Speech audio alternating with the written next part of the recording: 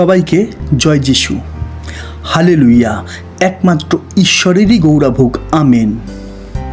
আমি আমার এই চ্যানেল জীবন্ত ঈশ্বরের মণ্ডলীতে আপনাদের প্রত্যেককে হৃদয় দিয়ে স্বাগত জানাচ্ছি। আশা করি আপনারা প্রত্যেকেই প্রভুর আলোতে আলোকিত হয়ে আছেন, কেননা লেখা আছে, প্রভুই জগতের জ্যোতি, আর যে কেউ প্রভুর পশ্চাৎ চলে সে কখনোই অন্ধকারে চলে না, কিন্তু জীবনের দীপ্তি পায়। হালেলুয়া। ঈশ্বরের শান্তি আপনাদের প্রত্যেকেরই গৃহে বর্তুক। আমেন। তাই তো আমি তাদের জন্য প্রতিদিনই ঈশ্বরের ধন্যবাদ করি, যারা যারা প্রতিদিন ঈশ্বরের জীবন্ত বাক্যের শিক্ষায় শিক্ষিত হচ্ছেন ও প্রতিনিয়ত ঈশ্বরের ধন্যবাদ করছেন। দেখুন, ধন্যবাদ ছাড়া আর ঈশ্বরকে আমরা কিছুই দিতে পারবো না, কেননা সমস্তই তারই সৃষ্টি। তাই আমাদের 24 ঘন্টায় অনবরত তার ধন্যবাদই করা উচিত, কেননা আমাদের ঈশ্বর ধন্যবাদেরই ঈশ্বর। হালেলুয়া। আজ শনিবার, কালকে রবিবার, তাই যারা নতুন তাদের জন্য বলে রাখি, আমি সোম থেকে শনিবার পর্যন্ত ঈশ্বরের বাক্যের প্রচার করি ও শিক্ষা দিই। আর প্রতি রবিবার আমি প্রার্থনা করি, যে প্রার্থনাগুলো আমাকে কমেন্টে দেওয়া হয়ে থাকে। তবে কিছু বিষয়ের উপরে নজর রাখবেন, যেমন প্রার্থনা নিবেদন দেওয়ার সময় সোমবার থেকে শনিবার দুপুর 12টা পর্যন্ত। আর হ্যাঁ, প্রার্থনা নিবেদন দেওয়ার সময় নিজের নাম ও সমস্যাটা পরিষ্কার করে লিখবেন, যেন আমি সঠিকভাবে প্রার্থনা করতে পারি। আশা করি এতদূর পরিষ্কার। আসুন আমরা প্রার্থনা করে আজকের অনুষ্ঠান শুরু করি। প্রভু, তোমায় ধন্যবাদ দিই, কেননা ধন্যবাদ পাওয়ার একমাত্র যোগ্য ঈশ্বর তুমি। প্রভু, আমি প্রার্থনা করি তুমি প্রত্যেকের চোখ খুলে দাও, যেন তোমার পথে চলতে পারে। প্রত্যেকের বুদ্ধির দ্বার খুলে দাও, যেন তোমার বচনে মনোযোগ করতে পারে। প্রভু গো, তুমি আমাদের এই হৃদয়গুলোকে পরিবর্তন করো, গড়ে তোলো তোমারই ইচ্ছানুসারে, যেন আমরা তোমার এক একটা বাক্যকে গ্রাহ্য করে এই হৃদয়ে রাখতে পারি ও ধৈর্য সহকারে পালন করে ফলবান হতে পারি। এই প্রার্থনা আমি প্রভু যীশু খ্রিস্টের নামে চাইলাম। আমেন। আজকের বিষয়, প্রভু কি চায়। হ্যাঁ, আমি আবারও বলছি, আজকের বিষয় প্রভু কি চায়। বিষয়টা খুবই গুরুত্বপূর্ণ, তাই আমাদের খুব ভালো করে বুঝতে হবে আজকের বিষয়টা। আজকের বিষয়টা বোঝার জন্য আমরা প্রথমে একটা বাক্য দেখি। আমরা দেখি মথি 9 অধ্যায় 22 পদ।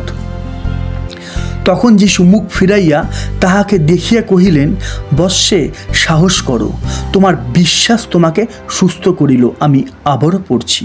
তখন যিশু মুখ ফিরাইয়া তাহাকে দেখিয়া কহিলেন, বৎসে, সাহস করো, তোমার বিশ্বাস তোমাকে সুস্থ করিল। প্রভু কি বলছেন? সাহস করো, তোমার বিশ্বাস তোমাকে সুস্থ করলো। দেখুন, আমরা সারাদিনই অনেক কিছু ভাবতে থাকি, কিন্তু সঠিকটা ভাবি না, তাই না? বাক্য বলছে, প্রথম পিতর 5 অধ্যায় 6-7 পদ। অতএব তোমরা ঈশ্বরের পরাক্রান্ত হস্তের নিচে নত হও, যেন তিনি উপযুক্ত সময় তোমাদিগকে উন্নত করেন। তোমাদের সমস্ত ভাবনার ভার তাহার উপর ফেলিয়ে দাও, কেননা তিনি তোমাদের জন্য চিন্তা করেন। হ্যাঁ, কেননা তিনি তোমাদের জন্য চিন্তা করেন। এখানে দুটো বিষয়ের উপরে জোর দিন। এক, নত হও। ঈশ্বর তো দূরের কথা, আমরা কোনো মানুষের কাছেই নিজেকে নত করতে রাজি নয়। যদি কেউ আমাদের কোনো ভুল দেখিয়ে দেয়, আমরা কখনোই মানব না। আমাদের মুখে তখন একটাই কথা, আমরা বিশ্বাসী, আমরা প্রভুর পথেই আছি, আমরা ঈশ্বরের সন্তান। ভুল আমার হতেই পারে না, ভুলটা তোমার, তাই না? আমি জানি ও বিশ্বাস করি যে খুব অল্প মানুষই এই বিষয়টা বুঝতে পারবে আর স্বীকার করবে। নম্বর 2, সমস্ত ভাবনার ভার তাহার উপর ফেলিয়ে দাও, অর্থাৎ আমরা যেন আমাদের সমস্ত চিন্তা তার উপরে ছাড়তে পারি। দেখুন, প্রভু কি চাইছেন? 1, নত হও। 2, চিন্তা তার উপর ছেড়ে দাও। চোখটা বন্ধ করে একটু ভেবে দেখুন তো, আমরা পারি? আমরা বাইবেল থেকে এমন অনেক ঘটনাই দেখতে পাই যা কিনা অসাধ্য, কিন্তু যে কোনো অসাধ্য কাজ সাধ্য হয়েছে শুধুমাত্র বিশ্বাসের ফলে, তাই না? প্রভুর মুখের সেই কথা যা আজ পর্যন্ত প্রত্যেকটা বিশ্বাসীকে শক্তি প্রদান করছে, যে সাহস করো, তোমার বিশ্বাস তোমায় সুস্থ করেছে, তাই না? প্রভু আমাদের থেকে কি চাইছেন? সাহস, বিশ্বাস।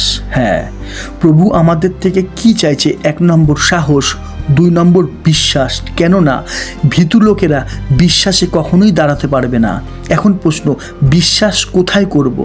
উত্তর একটাই, আমাদের ঈশ্বরের বাক্যের ওপরেই বিশ্বাস করতে হবে। সাহস কখন করব? যখন আমাদের পরিস্থিতি ভয়ানক হয়ে যাবে। জীবনের নানা ঝড়ের মধ্যেই আমাদের সাহস করতে হবে এই ভেবে যে প্রভু আমাদের সঙ্গেই আছেন। হালেলুয়া। আর এইটাই সত্যি যে প্রভু আমাদের সঙ্গেই আছেন ও সদা সর্বদা তার বাক্যের দ্বারা তিনি আমাদের রাস্তা দেখাচ্ছেন। তাই তো আমি বলি, ঈশ্বরের এক একটা বাক্যের প্রতি আমাদের মনোযোগ দিতে হবে, কিন্তু বোকামো করলে চলবে না। হ্যাঁ, বোকামো করলে চলবে না। বোকামো বলতে আমি কি বোঝাতে চাইছি ভালো করে বুঝবেন। আমি কিছু উদাহরণ দিচ্ছি। যেমন, আমি ওষুধ খাবো না, প্রার্থনায় সুস্থ হয়ে যাব। আমি পড়তে বসবো না, প্রার্থনা করলেই পাস হয়ে যাব। আমি কাজ করব না, কাজ খুঁজবো না, শুধু প্রার্থনা চাইব, তাহলেই পেয়ে যাব। এইগুলোকেই বলা হয় বাক্যের বিরূপ অর্থ করা। হ্যাঁ, আমি আবারও বলছি, এইগুলোকেই বলা হয় বাক্যের বিরূপ অর্থ করা। অর্থাৎ ঈশ্বর চাইছে কি আর আমরা করছি কি। ঈশ্বর চাইছেন যেন আমরা তার এক একটা বাক্যকে বুঝি, তারপর গ্রাহ্য করি, তারপর ধৈর্য ধরে পালন করি। প্রভু কি বলেছিলেন আমরা দেখি যোহন 14:23। যিশু উত্তর করিয়া তাহাকে কহিলেন, কেহ যদি আমাকে প্রেম করে তবে সে আমার বাক্য সকল পালন করিবে। মাথায় রাখুন, প্রভু কি বলছেন? প্রেম করলে বাক্য শুনবে বলেননি। হ্যাঁ, আমি আবারও বলছি, প্রেম করলে বাক্য শুনবে বলেননি, কিন্তু বলেছেন প্রেম করলে বাক্য পালন করবে। অর্থাৎ প্রভুকে প্রেম করার রাস্তা একটাই, তার বাক্য পালন করা, তাই না? দেখুন, মোমবাতিতে প্রভু কখনোই খুশি হন না। হ্যাঁ, মোমবাতিতে প্রভু কখনোই খুশি হন না, কিন্তু প্রভু খুশি হন মোমবাতি সেইখানেই জ্বালালে যেখানে মোমবাতির দরকার আছে। প্রভু খুশি হন তার বাক্য পালন করলে। অর্থাৎ প্রভু চান যেন আমরা তার বাক্য সাহসপূর্বক পালন করি। আর তিনি তাই তো বলেছিলেন যে সাহস করো, তোমার বিশ্বাস তোমাকে সুস্থ করেছে। আশা করি এতদূর পরিষ্কার। কিন্তু আমাদের মাথায় রাখতে হবে, প্রভুর পথ আমরা যতটা সহজ মনে করি ততটা কিন্তু সহজ নয়। আমি আবারও বলছি, আমাদের মাথায় রাখতে হবে, প্রভুর পথ আমরা যতটা সহজ মনে করি ততটা কিন্তু সহজ নয়। কেননা আমাদের বিপক্ষে শয়তান দাঁড়িয়ে আছে। সে সদা সর্বদাই আমাদের পরিস্থিতি ভয়ানক করে দিতে চাইবে যেন আমরা ভয় পাই। আর যেখানে ভয় সেখানেই অবিশ্বাস, তাই না?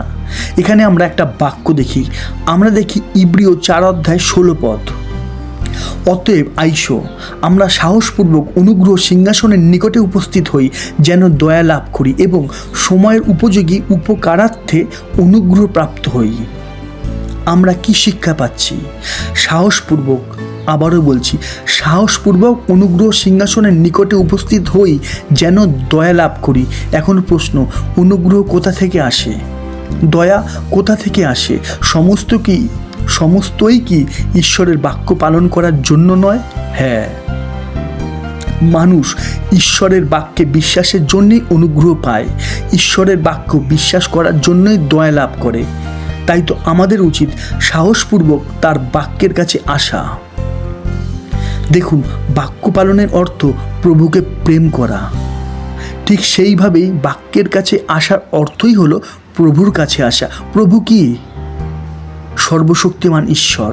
তাহলে ভেবে দেখুন, সর্বশক্তিমান ঈশ্বরের কাছে কি আমাদের ভয় নিয়ে আসা উচিত? নিশ্চয়ই না।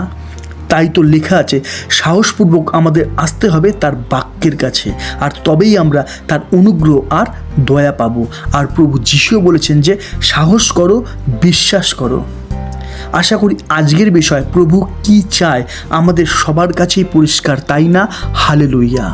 আমি প্রার্থনা করি, প্রভু তুমি প্রত্যেককে সেই শক্তি দাও, সেই সাহস দাও, যেন প্রত্যেকে তোমার এক একটা বাক্যের উপরে বিশ্বাসে দাঁড়াতে পারে। যিশু নামে চাই প্রার্থনা, আমেন। ঈশ্বরের শান্তি, ঈশ্বরের শক্তি, ঈশ্বরের বাক্যে বিশ্বাসী প্রত্যেক ভাই বোনদের উপরে বর্তুক, আমেন। আজ এতটাই। আবার দেখা হবে ঈশ্বরের জীবন্ত বাক্যের নতুন কোনো শিক্ষা নিয়ে। ততক্ষণ সবাইকে জয় যিশু, জয় যিশু, জয় যিশু।